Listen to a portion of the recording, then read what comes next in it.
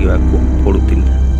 ସେମାନଙ୍କ ଫାଶୀ ପାଇବାର ସମୟ ଆସିବା ପୂର୍ବରୁ ବିଧି ମୁତାବକ ଜଣେ ଯୁବ ସନ୍ନ୍ୟାସୀଙ୍କୁ ଡକାଗଲା ଏବଂ ଉଭୟଙ୍କଠାରୁ ପ୍ରସ୍ତାବ ପରେ ଶେଷ କଥା ଶୁଣି ସେମାନଙ୍କ ଲାଗି ପ୍ରାର୍ଥନା କରିବାକୁ କୁହାଗଲା।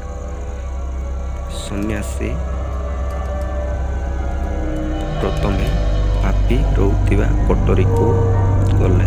ପାପୀ ସମ୍ପୂର୍ଣ୍ଣ ବିଷାକ୍ତ କ୍ରୋଧ ଥିଲା। ସେ କହିଲା, ମୁଁ ଜୀବନ ଯାକ କେବଳ ଆନନ୍ଦ ମୁକ୍ତ ହେବା ମାର୍ଗରେ ଧାଇଁ ପାପ ତଳେ ହଜିଲି।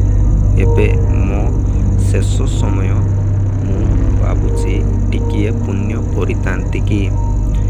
ତାପରେ ସନ୍ନ୍ୟାସୀ ଗଲେ ପୁଣ୍ୟବନ୍ତା ବ୍ୟକ୍ତିଙ୍କ ପ୍ରକୋଷ୍ଠକୁ।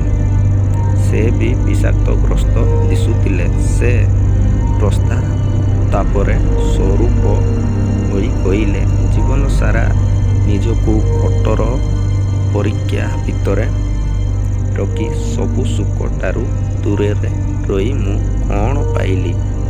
ମୋ ମନରେ ଅବଶୋଷ ରହିଗଲା। କେବେ ବି ମୁଁ ସୁଖ ଭୋଗ କରିପାରିଲି ନାହିଁ। ଏ କଥାରେ ଯୁବ ସନ୍ନ୍ୟାସୀ ବିଚଳିତ ବୋଧ କଲେ।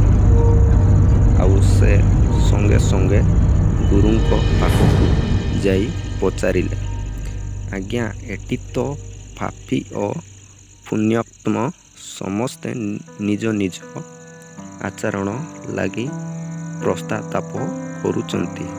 ତେବେ କେଉଁ ବାଟଟି ତାହେଲେ ପ୍ରକୃଷ୍ଟ ପନ୍ଥ?